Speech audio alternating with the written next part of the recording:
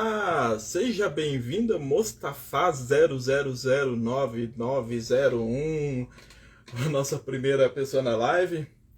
Seja bem-vinda a mais um Entre Fatos. Semana que vem, a semana passada foi um pequeno desastre, mas essa semana a gente voltou ao formato anterior, enquanto os testes no outro formato continuam. Estou esperando por aqui Diogo Tavares, o nosso colunista de política, e esperando o pessoal chegar por aqui.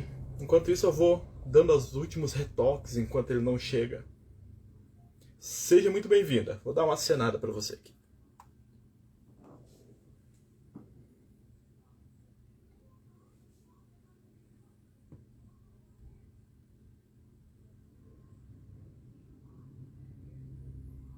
Diogo Tavares na área.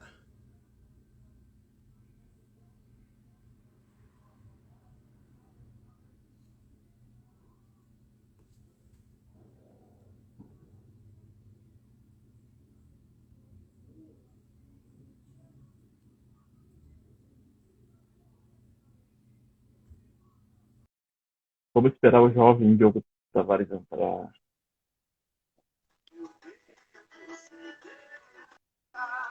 E aí, Ricardo? Sextou aí? Seja bem-vindo, sextou. Estamos aqui com a Tânia também, o pessoal está chegando. Ao nosso Entre Fatos.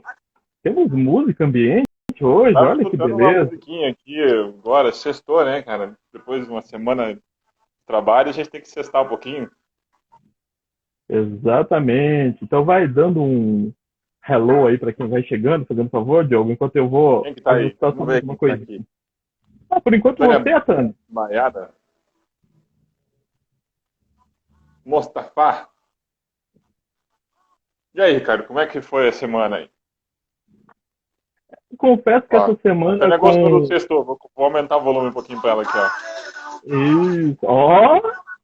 Homenagem ao Rodolfo, nosso BBB, né?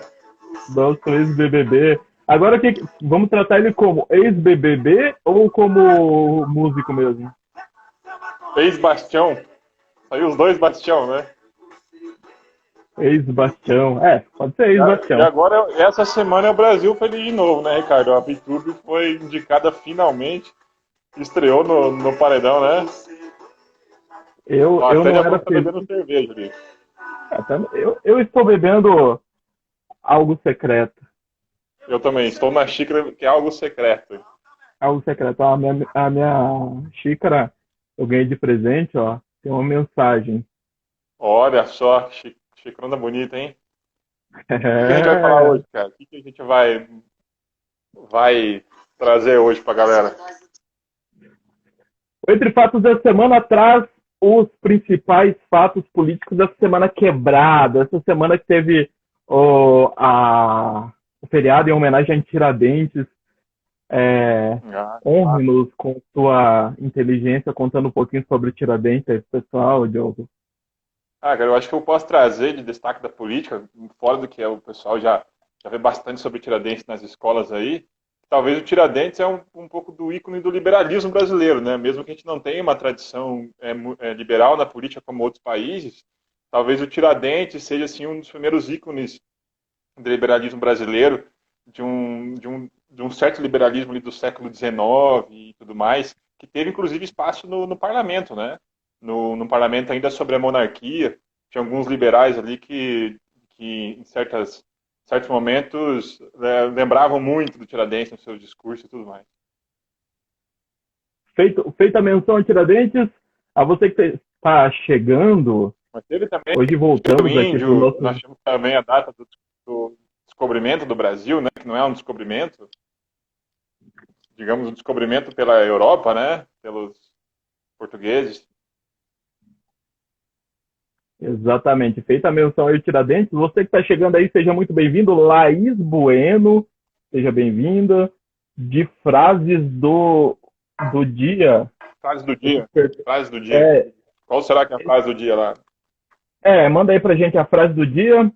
Cal Priscila também entrou por aqui. Seja bem-vinda. Luan Medeiros. Seja bem-vindo. A galera tá entrando aí. Seja muito bem-vindo ao Entre Fatos e hoje a gente vai começar com uma good news, dependendo. Eu acredito que é uma good news, que é o prefeito de Curitiba, Rafael Greca, recebendo alta e deixando o hospital após o AVC. Não deixa de ser uma Uma notícia boa boa, notícia, né? né? Eu acho que, como a gente já falou aqui, nas democracias ninguém quer que o adversário morra, né? Eu acho que isso daí não é coisa que a gente dedica. Mesmo aqueles que fazem oposição ao Rafael Greca devem estar felizes pela sua melhora. E, claro, nós aqui também estamos felizes pela melhora do prefeito Rafael Greca, que teve um AVC. E ele já tem certa idade, né, Ricardo? Também deve ter ali seus probleminhas devido à idade, à obesidade também. Mas que bom que essa notícia do que o prefeito está bem, né? Ele gravou um vídeo. Esse formato que a gente está fazendo não nos permite colocar o vídeo, mas quem quiser acompanhar, diariodecuritiba.com ou no Instagram do prefeito, né? Ele colocou no Instagram, colocou nas redes sociais, falando que O está prefeito de Curitiba bem. é um Instagramer. É um Instagramer. O boletim médico diz que ele teve excelente melhora no quadro clínico neurológico e o hospital informou que ele ficará em casa, dando continuidade ao processo de recuperação. Então, melhoras ao prefeito, que volte à luta Que logo bom, melhoras ao e prefeito de tenha Curitiba, pronta Rafael Greca. recuperação. Enquanto isso, tomamos. Ó, o pessoal vai chegando por aí, vamos acenando para a galera aqui, ó. Acenei para mais um. Cara, você tá Vai travando pra mandando. mim, Ó, cara. tá travando? Tá travando pra mim. Eu travando ou travando tudo? Você. Pessoal, manda aí pra gente se tá ouvindo bem, se tá nos vendo bem. Dá esse feedback aí, por favor. E vamos pro segundo assunto, que essa Vamos semana, lá. semana quebrada, Rafael, o sindicato que representa os professores, APP, Sindicato dos Professores Profissionais aqui do Paraná, fez um ato às 11 horas dessa sexta-feira, em frente ao escritório do líder do PP na Câmara, o Ricardo Barros, lá em Maringá. A ação é um protesto em resposta à declaração do parlamentar, que em entrevista à CNN, acredite se quiser, na última terça-feira, dia 20, antes do feriado, afirmou que a categoria dos professores é a única que não quer trabalhar no Brasil. Eu acho que ele está numa realidade paralela, né, Diogo? Ele fez um discurso feliz e está numa realidade paralela, né? Mas o Ricardo Barros, que é líder de todos os governos possíveis no Brasil, né? Já foi líder desde o governo Fernando Henrique, já foi líder dos governos Dilma, do governo Lula, agora está sendo líder do governo Bolsonaro. Ele já vive numa realidade paralela onde não existe posição política, né, no trabalho dele, ele é totalmente fisiológico, e também não existe realidade, não há realidade ali nos fundamentos dele, né? Os professores estão se desdobrando agora na pandemia para dar aula. Eu já falei com colegas professores aqui que estão, além do tempo de aula, acabam ficando aí praticamente horas e horas produzindo as suas aulas, passam as madrugadas, às vezes, produzindo aula, chegam a dormir 3, 4 horas por noite, né, nesse intervalo entre dar a aula, produzir as aulas e acordar no outro dia de manhã para pegar outra turma. Então, assim, o cara está numa realidade paralela, né? É claro que a categoria não quer voltar, é uma categoria que tem pessoas no grupo de risco, apesar que não existe mais grupo de risco nessa pandemia, né? A gente está vendo aí o modo como vem se espalhando essa doença, mas é uma categoria que tem pessoas no grupo de risco. As escolas não são formadas por crianças, tem o diretor criança, professor criança, todo mundo é criança. Existem pessoas ali no quadro funcional que são de idade, que são mais velhas, e essa é a preocupação das pessoas, não é que elas não querem trabalhar. Então a declaração do Ricardo Barros foi totalmente infeliz nesse sentido, né? Mas enfim, faz parte dele, ele já teve declarações infelizes no passado. A filha dele teve um casamento infeliz aqui em Curitiba, numa igreja histórica, num momento preocupante para a saúde, enquanto ele era ministro da saúde, estava fazendo cortes na saúde, que preocupava os profissionais da saúde. Ele estava aqui com a família dele esbanjando no centro de Curitiba. Então é um cara assim que eu não tenho nem postura analítica para falar dele, que ele só merece o nosso desprezo. É um tipo de político no país que merece desprezo. Ao Congresso em Foco, a matéria está no Congresso em Foco, o secretário de comunicação da APP Sindicato, Luiz Fernando Rodrigues, disse que é uma fala absurda do Ricardo Barros e disse que os professores ficaram indignados, né? Ele disse, abre Ricardo aspas, Barros no acumula mínimo, falas absurdas, né? ele disse, abre aspas, no mínimo esperamos um pedido de desculpas dele. Com essa aula pública que vamos fazer, mas acho que isso não vai acontecer, fecha aspas. Eles já esperam que não haja nenhum pedido de desculpas, né? O Ricardo Barros tem a sua família na política, né? Assim como o presidente Bolsonaro, tem a filha, a mulher, o irmão.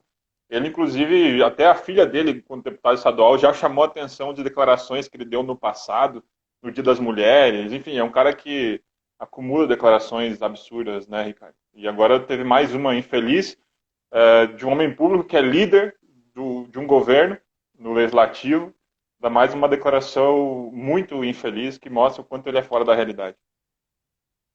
Exatamente. Deixa eu só trocar de conexão aqui, que acabou a bateria do fone de ouvido. Ai, sexta-feira 23. Vamos voltar aqui Sexta-feira, problemas técnicos da internet, a conexão, né? Vamos nessa, ó. Desculpa. A Priscila diz que tá tudo certo, tá nos ouvindo lá. Tudo certo, muito bem. Essa outra notícia, mais uma tristeza. Eu, às vezes, fico triste com as notícias que eu sou obrigado a dar. O TCE abrirá processo sobre vacinação indevida de políticos no interior do Paraná e enviará ao Ministério Público, Diogo. A fiscalização envolve um prefeito, 3 ex-prefeitos, 26 vereadores do interior do Paraná que não se enquadram em nenhum grupo prioritário para imunização definido pelo Ministério da Saúde. Eu vou citar as irregularidades antes de você comentar. Conforme apurado pelo TCE, diversos agentes políticos foram indevidamente vacinados na condição, por exemplo, de motorista de ambulância, apesar de das informações não estarem presentes no sistema da prefeitura e que eles não estavam no exercício da função, né? Também foram registrados casos de agentes políticos vacinados apenas com a justificativa de outros, sem apresentação de qualquer informação adicional. Cara, picotou para mim aqui, mas eu entendi que a notícia foi sobre agentes políticos que tomaram a vacina de forma indevida, né? Isso só mostra o quanto os valores estão invertidos, são invertidos na nossa sociedade, né? Os políticos que deveriam dar exemplo, eles acabam muitas vezes querendo dar uma do tal de esperto, né? Querendo furar fila, querendo privilégios, quando na verdade a gente já vê exemplos de democracias muito avançadas que os políticos dão exemplo de austeridade, vivem em apartamentos funcionais super simples. A gente tem o exemplo que sempre é citado na internet da Suécia, né, onde os políticos vivem em apartamentos funcionais super simples, dividem a lavanderia e tudo mais. E aqui no Brasil a gente tem exemplos das pessoas querendo atingir cargos políticos para ter privilégios, e agora a questão da vacina é mais uma. O que a gente tem que comentar é que isso é lamentável, né? Na verdade, os políticos têm que dar exemplo, eles dão um mau exemplo no Brasil, e isso é muito triste, porque o político não deve só transmitir mensagens ideológicas ou transmitir o seu trabalho do dia a dia. O político ele tem que transmitir exemplos para a sociedade.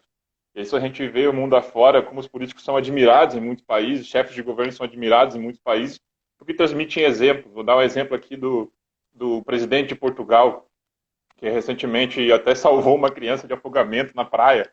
Você vê como os políticos, né, eles têm muito essa simbologia, e quando eles passam maus exemplos, a sociedade acaba replicando esses maus exemplos, e isso é muito triste, né, Ricardo?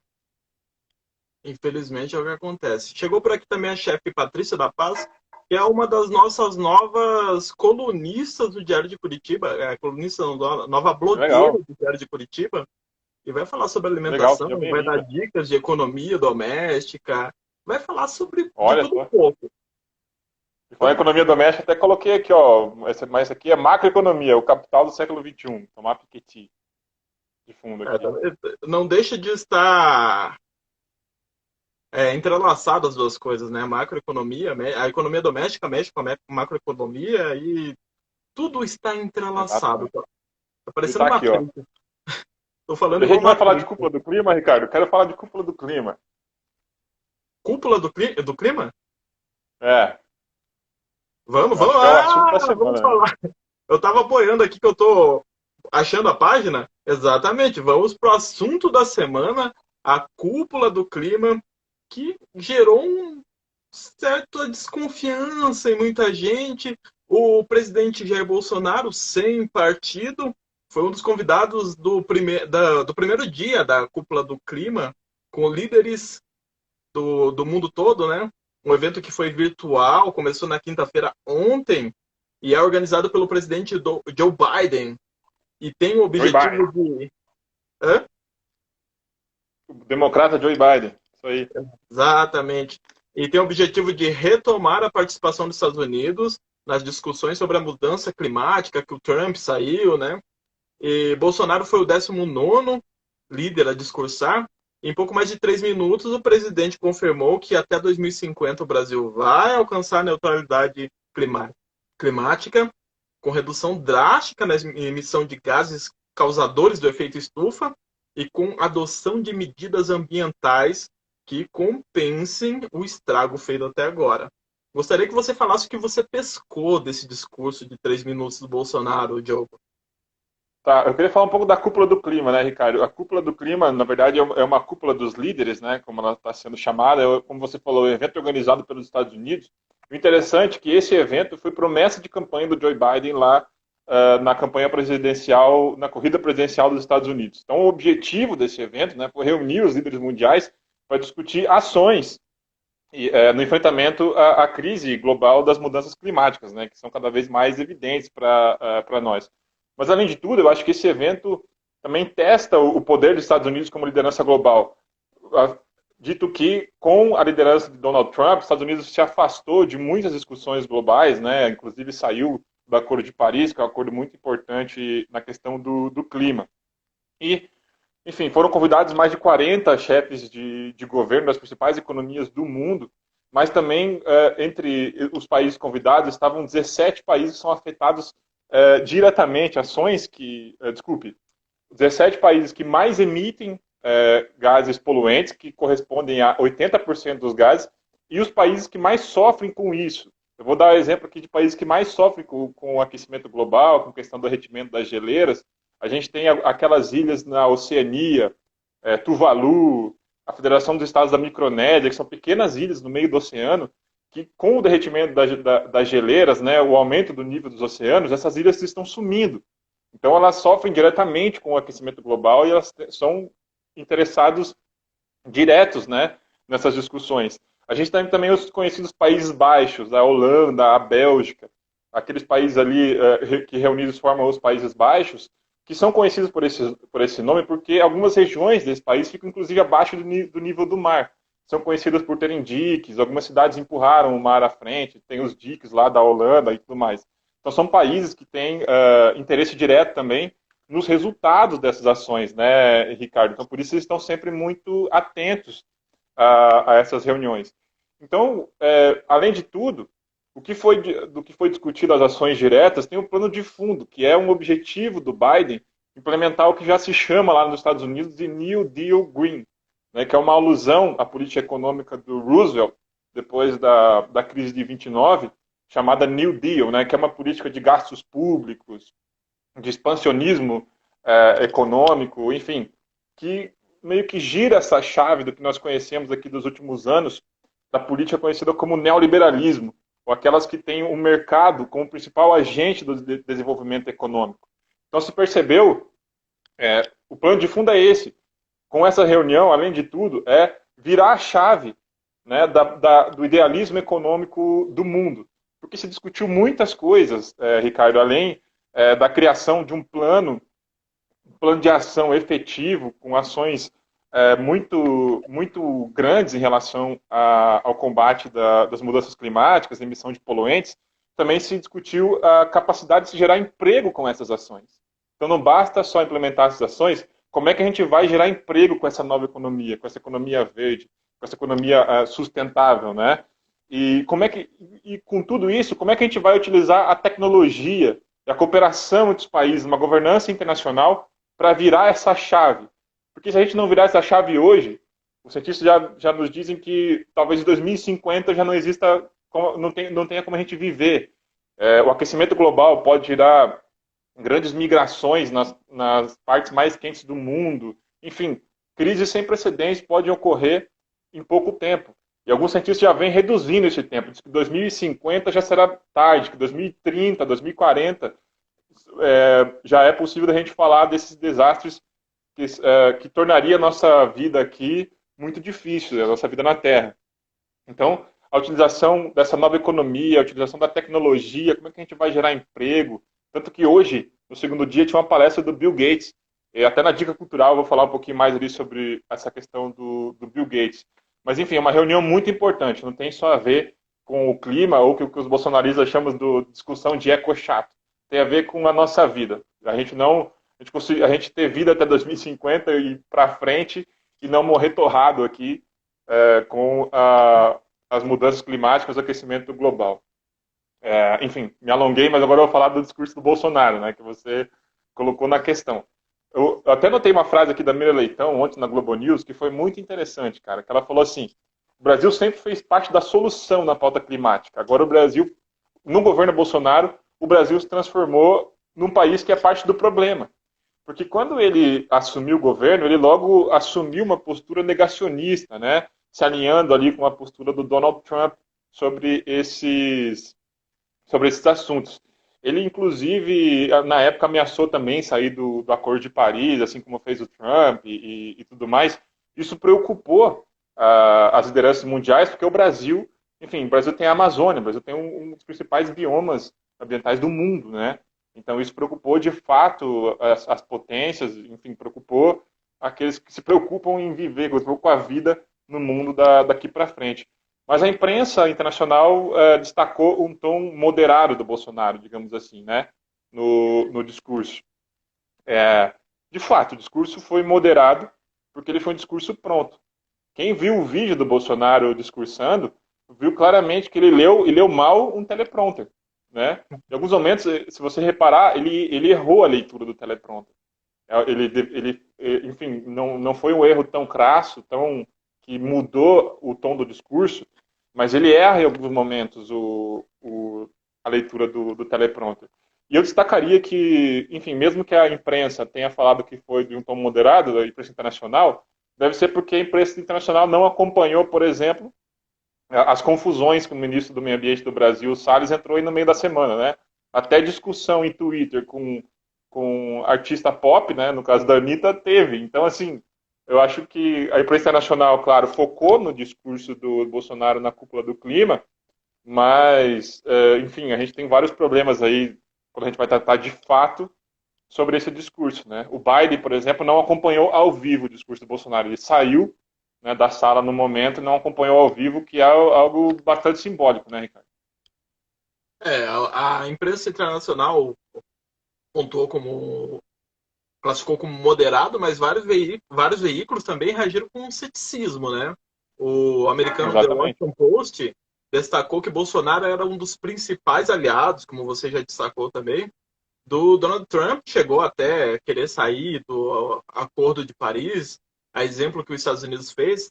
O Le Monde também fez uma análise na mesma linha. O Financial Times salientou que o Brasil está isolado desde que Trump perdeu a eleição americana.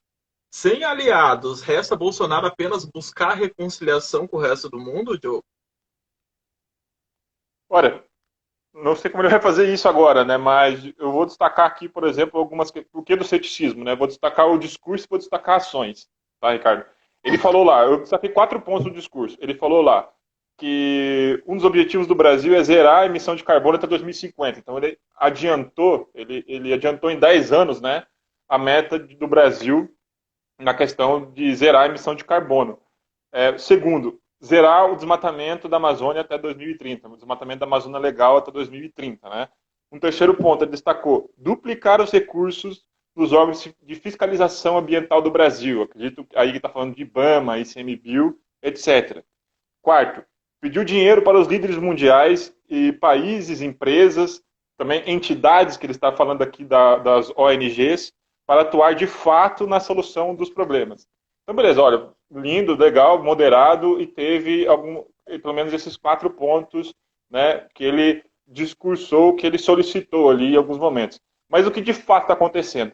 Se eu pegar o primeiro e o segundo ponto, Ricardo, a gente não existe ainda nenhum decreto executivo, uma proposta de lei no legislativo que diz que, como ele disse, que determinou, não existe essa determinação de uma forma legal já, né? Então não virou lei, não virou decreto, então não existe. De fato, não existe ainda. Eu já falei do primeiro e o segundo ponto. No terceiro, que ele falou sobre duplicar recursos, se você pegar o orçamento da União, que está sendo discutido com atraso de meses, agora lá na Câmara, inclusive ontem, o Seinenberg mostrou isso lá no Jornal da Globo, que é um economista super conservador, até ele estava criticando esses pontos de fala do Bolsonaro, sobre duplicar recursos. Se você olhar no orçamento, na verdade, o orçamento para as questões ambientais desse ano é pior do que a do ano passado, que já era muito ruim comparado a de 2019, que foi o orçamento herdado, que ele herdou do governo Temer, né? Porque o orçamento é um projeto de lei orçamentária anual que você faz no ano para acontecer lá no ano anterior. Então, assim, ele mentiu, não é um fato. Então, não está lá no orçamento essa duplicação de recursos para o meio ambiente. E o quarto, que ele diz que ele está pedindo dinheiro para os outros países e ajuda de entidades, já existe um fundo amazônico financiado por potências mundiais, enfim, por outros países preocupados com essa questão da preservação da Amazônia. Há relatos de que tem lá 2 a 3 bilhões de dinheiro que estão parados por ordem da presidência da República. Então é por isso que há certo ceticismo, há discurso, mas de fato não há ações. Inclusive na véspera da cúpula, né, dos líderes sobre o clima, e meio pressões sobre o Ricardo Salles, que teve todo aquele problema com o delegado da PF lá da Amazônia, né? Ele foi a um churrasco com outros ministros, o titular da comunicação, das comunicações, o Fábio Faria. Tava todo mundo vacinado, pelo jeito, né? Fazendo churrasco lá. Em clima descontraído, eles comendo costela, tiraram fotos, colocaram hashtag Fica Salles. E forte sinalização que o governo não pretende ceder a pressões e continuar alinhado ao Ricardo Salles, que é um símbolo de tudo que é contra o meio ambiente hoje em dia, infelizmente, né? É uma pena, porque além de ser só discurso, os fatos também não estarem alinhados ao discurso. A gente tem que lembrar que o Bolsonaro já cometeu crime ambiental, que o Ricardo Salles, esse que está debochando do povo brasileiro já faz tempo, ele também foi secretário do Meio Ambiente em São Paulo e ele foi condenado por improbidade administrativa, já pela condução da Secretaria de Meio Ambiente em São Paulo. Enfim, quem não lembra daquela fala infeliz dele sobre passar a boiada, ou seja, aprovar todas as leis de questões ambientais de interesse deles, enquanto a imprensa brasileira estivesse preocupada com a pandemia. Ele falou com essas palavras, enquanto a imprensa está preocupada com essa loucura da pandemia, a gente pode agora aqui passar a boiada nas questões infralegais relacionadas ao meio ambiente. Isso é um absurdo, esse cara não tem postura alguma de servidor público. Esse cara enfim, não tem nem o que dizer. Eu acho que ele é um imbecil preparado, assim. Ele fala muito bem, ele tem uma boa oratória, mas ele não fala nada com nada. Inclusive, uma das coisas que ele falou que gerou polêmica foi que as ONGs, essas entidades que o Bolsonaro pediu ajuda, não representam a sociedade. Para ele, só representam a sociedade o presidente e deputados eleitos. Né? Então, para ele, a sociedade ideal é um autoritarismo com eleição. Né? Um autorismo, enfim, esse cara, ele viaja. Inclusive, a ex-ministra do Meio Ambiente, Marina Silva, que essa sim é uma das referências mundiais quando o assunto a pauta é ambiental, né? Afirmou que a mudança do tom do presidente Bolsonaro em relação à pauta ambiental brasileira não terá credibilidade nenhuma, né? Afirmou certeiramente. Em entrevista ao blog do Camarote, ela disse, abre aspas, gestos práticos mostram que esse é um discurso de conveniência. Essa mudança na área ambiental não é para valer. Isso é deplorável e, portanto, não terá credibilidade. Fecha aspas. Exatamente. A gente falou aqui, né, sobre isso, sobre os fatos que de fato o Bolsonaro está implementando e o que é muito diferente do que ele tá falando, né? Mas, enfim, a ideologia bolsonarista sobre isso, né, Ricardo, digamos assim, o que está ali permeando os apoiadores do presidente é que tanto as ONGs, essas entidades que eles falam, que eles chamam de essas ONGs comunistas, e as potências estrangeiras querem atrapalhar o desenvolvimento da Amazônia, né? Mas o que esses caras entendem por desenvolvimento? Será que é a mesma coisa que nós entendemos por desenvolvimento? Porque o Ricardo Salles ele teve um problema lá com o superintendente da PF do Amazonas, porque o cara fez uma operação de fiscalização de corte de madeira ilegal. Ele foi lá, defendeu os madeireiros e disse que ainda ia ajudar os caras a legalizar aquela madeira. Então, assim, é isso que esses caras entendem como desenvolvimento, ir lá e tirar a bel prazer, as toras, derrubar as árvores e utilizar isso como recurso financeiro próprio, para o seu próprio bolso. Esses caras entendem como desenvolvimento, então, a exploração da madeira, a derrubar a Amazônia para plantar soja, é isso que eles entendem como desenvolvimento, explorar minérios. O que esses caras entendem por desenvolvimento? Então, esses caras eles estão numa piração coletiva, Ricardo, que eles estão fazendo mal para o país. Porque quem planta soja no sul, no centro-oeste, no sudeste, sabe que esse negócio, o agronegócio, depende da Amazônia como ela está. Porque as chuvas dessas regiões dependem dos rios flutuantes que formam na Amazônia, que é uma floresta super úmida. Como ela é uma floresta úmida, enfim, ela cria ali os rios flutuantes que acabam trazendo as chuvas para o sul, para o sudeste e para o centro-oeste. Então, assim, quando esses caras falam de desmatar a Amazônia, eles prejudicam o próprio agronegócio que eles dizem defender, né? Para onde que veio, para onde foram a fumaça das chamas quando teve as queimadas lá na Amazônia? Foi para São Paulo. São Paulo passou uma tarde lá que anoiteceu às 3 horas da tarde, porque a fumaça das queimadas na Amazônia foram para São Paulo. Isso acontece com as chuvas. As chuvas da Amazônia vão para o centro-oeste, sudeste e sul. Então, o agronegócio brasileiro depende da Amazônia como ela está. E esses caras que dizem defender o agronegócio, por exemplo, na verdade, são suicidas desse tipo de negócio.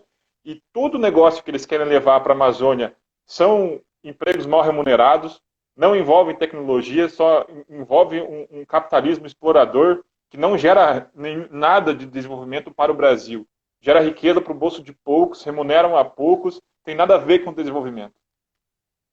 É uma sequência de barbaridade imensa, né? Ano passado Por isso eu coloquei uma... a capital do século XXI aqui, porque esses caras não têm nada de capitalismo. Os capitalistas somos nós que queremos preservar o meio ambiente no século XXI e gerar emprego com isso ainda, Ricardo. Ano passado eu falava com a Ângela Mendes, a filha do Chico Mendes, né? Uma das filhas do Chico Mendes, e falávamos já sobre essa política ambiental que já vinha destruindo tudo que havia sido feito durante, principalmente o governo Lula, né? Não tanto o governo Dilma, que o governo Dilma já teve uma diferença do governo Lula, assim, e ela pontuou as dificuldades que estavam sofrendo, né? Ela que faz parte de bastante organizações ambientais lá no Acre. Então, quem quiser conferir essa entrevista, está no meu canal, fazendo o jabá do meu canal. Ricardo Alcântara Oficial, lá no YouTube. Uma entrevista bem legal. Tem uma entrevista muito boa, Ricardo, da senadora Cátia Abreu, para o Roda Viva, que mostra como nem todas as pessoas do agronegócio concordam com esse tipo de exploração da Amazônia. Porque ela, quando foi ministra lá da Dilma, ela foi responsável, inclusive, por trazer novos estudos técnicos lá da Europa para cá, implementou a terceira safra, trouxe tecnologia, né, para o agronegócio brasileiro. E ela, por exemplo, não concorda com o desmatamento da Amazônia. Pelo contrário, ela diz que faz super mal, o desmatamento da Amazônia faz super mal para o agronegócio brasileiro, que se estabelece ali principalmente no centro-oeste. Então, para você ter uma ideia de que o que esses caras dizem estarem defendendo, de fato, nem isso é verdade, né? Muitas pessoas do setor do agronegócio não concordam com essa política de desmatamento da Amazônia. Para a sua própria sobrevivência. Infelizmente, estamos indo para um caminho muito complicado. Eu vou até tentar marcar com autoridades assim do meio ambiente para a gente bater um papo nas próximas semanas aí, Diogo. Ele é muito Aí, legal, Ricardo, muito legal. Tema quem super em sabe, voga, né? quem sabe o Goro é muito também ligado a questões ambientais, né? Deputado estadual Gura, né? Né? Vou tentar trazer uma pessoa legal aí pra gente bater um papo sobre esses temas. E você já parou para imaginar que a geração que virá depois da nossa, talvez já pense que a nossa geração puxava uma descarga com água tratada? Cara, a gente puxa descarga com água tratada.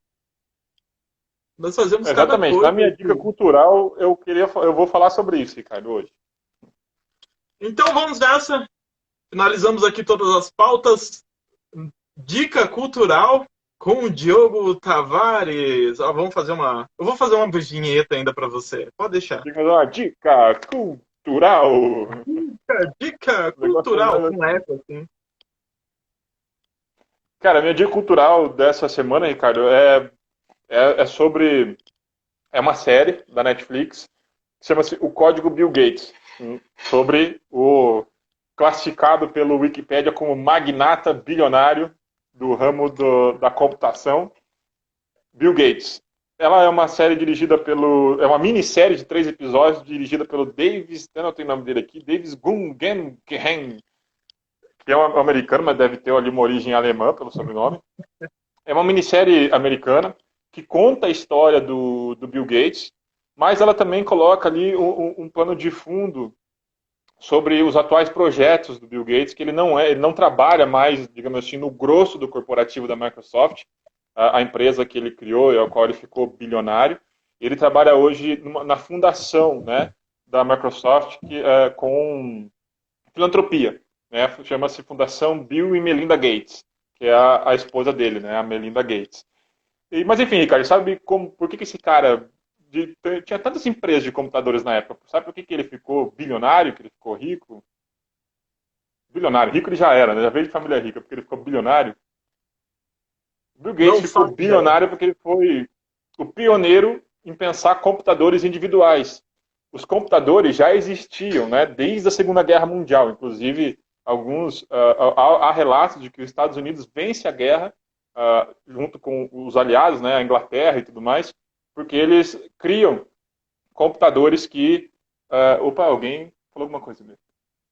Criam computadores que conseguem ali decodificar algumas ações do exército alemão e se antecipar a eles, né? Mas o Bill Gates, enfim, 40 anos depois, já vem com um projeto de computador individual, que cada pessoa pudesse ter o seu computador. E, claro, começa lá com o Windows mais remotos lá da Microsoft, aqueles computadores brancos que as pessoas tinham em casa, né, gigantes, e vira isso que a gente tem hoje, né? Já tem smartphones, já virou mais do que pessoal de ter em casa, está na palma da nossa mão, né? Então o Bill Gates ele foi diferenciado no mercado porque ele tinha esse objetivo. Os computadores já existiam, ele queria tornar isso mais do que uma máquina militar, algo que as pessoas pudessem ter em casa. Então ele também tinha que dar funções para isso, né? Substituir a máquina de escrever, por exemplo, criando o Microsoft Word, foi uma das funções do computador em casa, né? Mas enfim, eu sempre tive muita preguiça, digamos assim, de história desses caras que ficam bilionários e resolvem mexer com a filantropia, né? Porque normalmente esses caras são assim meio sem noção, dizem que eles substituem o papel do Estado, fazem um discurso meio pró-mercado. Mas até eu assisti essa série do Bill Gates, eu vi ali uma pessoa muito diferente e eu acho que ele é uma das únicas pessoas que traduzem que o capitalismo deu certo, né? Porque se você pegar ali a lista de bilionários da Forbes, ainda tem muita gente que do capitalismo extrativista, né? Ou que privatizou empresas em países em desenvolvimento, tem lá o dono da Telefônica, outras donas de empresas que eram serviços públicos privatizados em países como a Índia, o México, que estão na lista dos bilionários. Os caras, digamos assim, não fizeram muito para serem bilionários. Eles apenas estavam no lugar certo, na hora certa, e tiveram indicações políticas, né? Já o Bill Gates, ele inovou, ele quis criar o computador pessoal enfim, eu acho que ele, digamos assim, o exemplo que os capitalistas ou o capitalismo sempre gosta de usar, né? É um cara que realmente empreendeu. Mas ele foi um cara muito polêmico, chegou um momento da vida dele, Ricardo, que ele, enfim, largou mão e falou, vou fazer filantropia. A mulher dele convenceu ele a isso, e ele resolveu fazer filantropia e criaram a Fundação Bill e Melinda Gates. E por que eu falei para você dessa questão de, lá no futuro a gente vai pensar que a gente dá descarga com água tratada. O primeiro episódio vai contando a história dele, como plano de fundo, vai falando de um projeto que a fundação dele tinha de acabar com os casos de tifo e diarreia em países da Ásia e da África. Dá para imaginar que ainda morrem crianças, Ricardo, nesses países de diarreia, porque elas não têm água tratada para tomar. A gente dá descarga com água tratada e eles não têm nem água para tomar. Então ele resolveu fazer um projeto, ir até esse país e chamar a inteligência lá dos Estados Unidos para pensar alguma coisa para resolver essa questão da diarreia. Enfim, eles criaram um sistema de privadas e de esgoto para uma região que não utiliza água. Pior, ou assim, melhor, ela transforma as fezes das pessoas em água tratada. É um negócio assim que eu não sei explicar tecnicamente como é que eles fazem, mas eles, enfim, criaram esse projeto e é muito interessante lá no debate que ele nunca faz um discurso pró-mercado. Ele fala assim, que quando ele lançou o projeto, tentou chamar a inteligência da universidade, ele não conseguiu, porque o Estado americano é o maior comprador do mundo, para começar, né? E todo mundo, todos os engenheiros americanos querem vender para o Estado americano, querem fazer projetos para o Estado americano, para a NASA, para o Exército americano, porque dá mais fome, dá dinheiro. Então ele falou que ele só conseguiu fazer o projeto com a ajuda do Estado. Quando ele envolveu o Estado americano no projeto, ele conseguiu desenvolver o projeto. No segundo episódio, ele resolve lá mostra que ele resolveu lá com a fundação dele zerar os casos de mortalidade com a paralisia infantil no mundo, né? Até o nome técnico da paralisia infantil eu me esqueci aqui agora. Mas enfim, tem a vacina já para isso, né? E ainda morrem crianças no mundo de paralisia infantil. E ele descobre que esses casos estão concentrados na Ásia e na Nigéria, né, um país da África. E sabe por que as crianças não tomavam, Ricardo, vacina lá na Nigéria? Tem ideia do porquê? Porque os líderes religiosos da Nigéria faziam discursos anti-vacina. Então, sempre que as equipes de vacina chegavam nas aldeias para vacinar, as pessoas já sabiam, pelos líderes religiosos, que os médicos lá, as equipes de vacinação estavam chegando, e eles se deslocavam. Então, ele teve que fazer acordos com líderes religiosos e tudo mais para conseguir vacinar essas pessoas. Mas depois eles descobriram outro problema. A Nigéria não tinha, o próprio governo nigeriano não tinha mapas atualizados das aldeias ou das regiões ali do norte da Nigéria. Então, via Microsoft, eles conseguiram, através de um satélite, criar mapas reais, né, onde estavam as pessoas hoje na Nigéria. Então, eles atualizaram ali 50 anos de informações geográficas defasadas dentro da Nigéria, e aí sim, claro, com vários problemas, tiveram que enfrentar lá o Boko Haram, que é um grupo terrorista e tal, morreu gente da equipe de vacinação e tudo mais, mas eles criaram mapas que eles conseguiram identificar essas aldeias e zerar e vacinar todas as crianças nigerianas dessa vacina da poliomielite, né, que é a doença que gera a paralisia infantil. E para finalizar, o terceiro episódio aí fala sobre o que nós estamos falando aqui hoje. O Bill Gates ele resolveu se meter aí nesse problema das mudanças climáticas. E, inclusive, por isso que ele está na Cúpula do Clima palestrando hoje. Hoje seria uma palestra dele, não vi ainda, estou muito curioso. Mas ele resolveu pegar lá os recursos da fundação e descobrir qual é a energia mais moderna, mais limpa, qual é a fonte de energia mais limpa, moderna e renovável do mundo. Você tem ideia de qual é, Ricardo? Eu chutaria a água, mas não... Muitos falam da água, da energia eólica, mas esse cara ele é polêmico mesmo, porque, segundo ele, é a impopular energia nuclear. Que a gente sabe por que é impopular, né? A gente tem lá os casos de Chernobyl e Fukushima, no Japão, né, que são acidentes de energia, são exemplos de acidentes nucleares, de usinas que geraram acidente nuclear. Mas ele pega e fala assim, cara, mas espera aí, o problema não está na energia nuclear, o problema está... Existem outros problemas. Ele chama especialista do mundo inteiro, inclusive o maior especialista de energia nuclear dos Estados Unidos, que fez várias usinas de energia nuclear dos Estados Unidos. O cara tem quase 90 anos. E ele falou uma coisa assim, ó, o problema não está na energia nuclear em si, o problema está no projeto desses caras, que são lá da Guerra Fria, são projetos muito antigos, que datam dos anos 60 e 70, e dependem muito ainda do manuseio, da ação humana. Então o Bill Gates já pensou, opa, somos a Microsoft aqui, vamos construir usinas que sejam totalmente informatizadas e o erro seja zero, né? E qual que é o outro problema da energia nuclear? O uso político para a produção de bombas atômicas, né? Por isso que ela também é tão impopular. Cara, E aí, qual foi a solução desses caras? Desculpa, mas você falou isso, sabe o que eu imaginei? Eu imaginei o Exterminador do Futuro. Sim, sim. Aí esses caras falaram assim, não, mas a gente tem uma solução também. Porque a bomba atômica é feita com urânio enriquecido, né? A parte lá que se enriquece o urânio, que é toda uma tecnologia.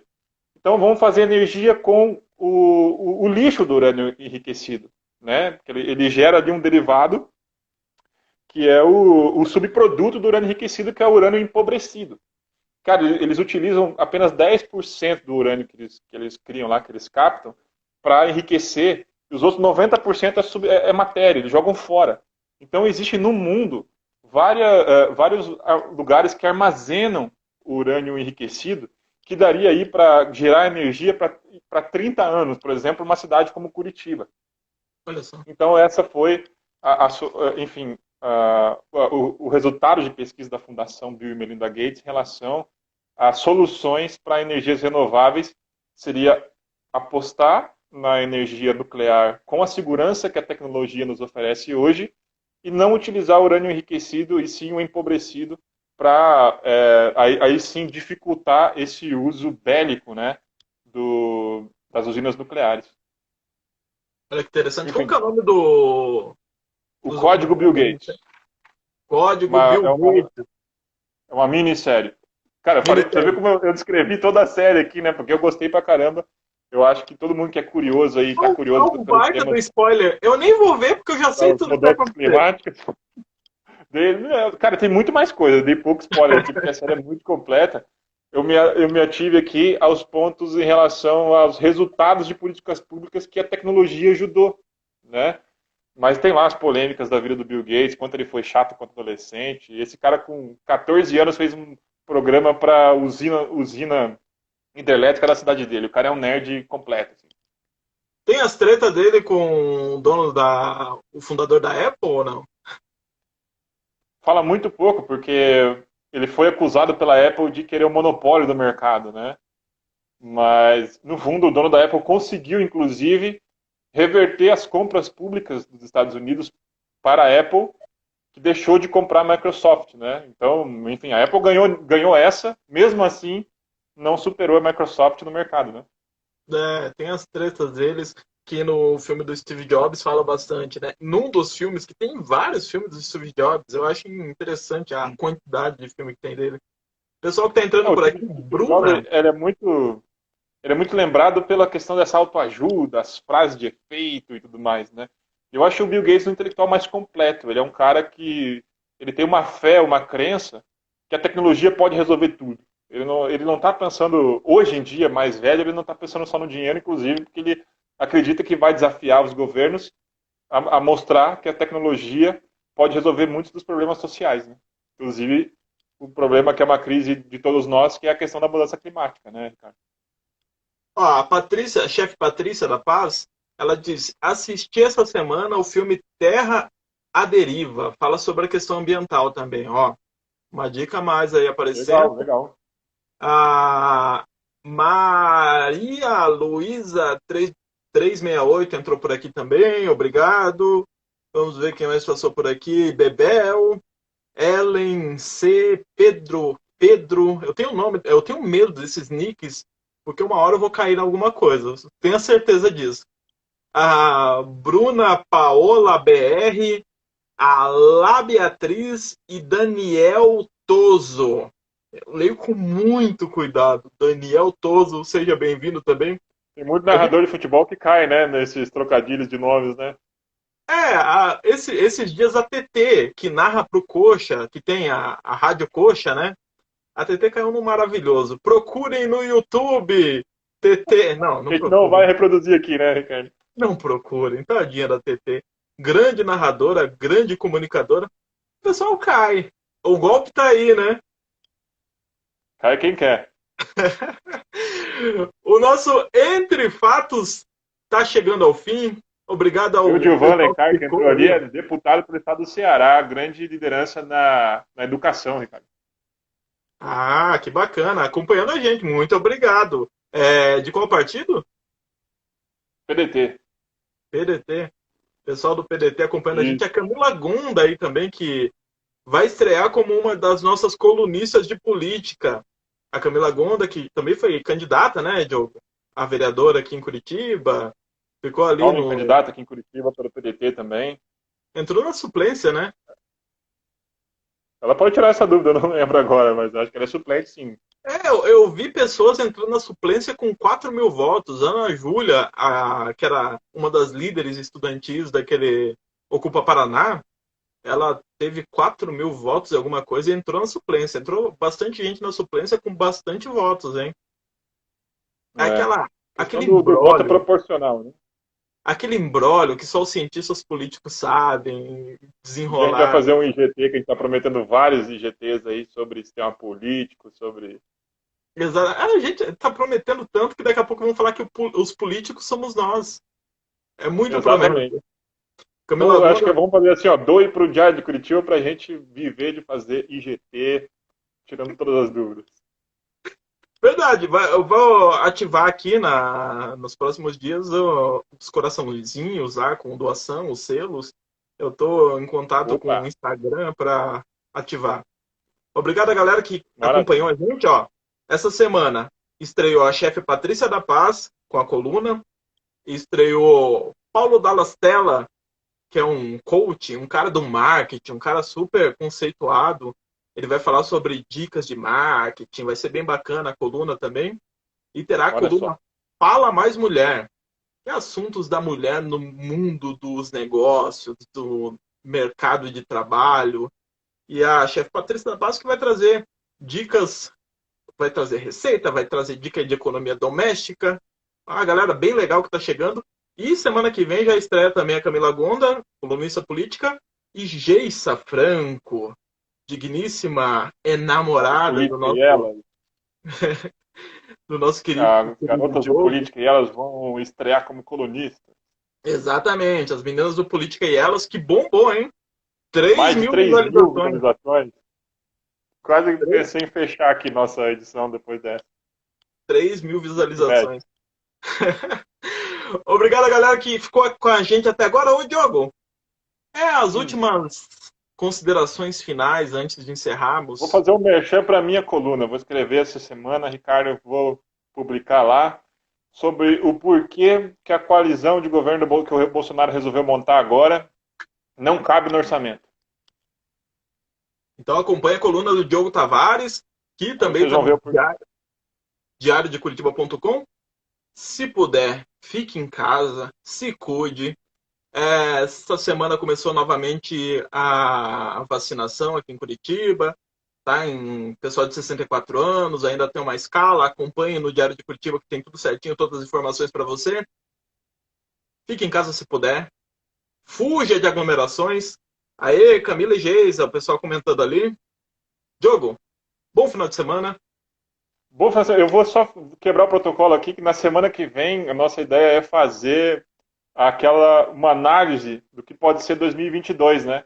Junto com o Gabriel Marcondes, outro cientista político aí da Universidade Federal do Paraná. E eu acho que na semana que vem a gente tinha combinado com ele, eu acho que podemos anunciar aí pra galera ir avisando os demais aí. A gente vai Será falar na sobre... sexta mesmo? Oi? Sexta-feira? Fazemos na sexta-feira. Vamos Maravilha, falar então. quais as prospecções, Lula versus Bolsonaro, o centro político vai ter candidato, o Ciro vai com quem vai com quem que a gente acha aí? As Vamos falar pesquisas eleitorais estão saindo aí, a bendita frente ampla.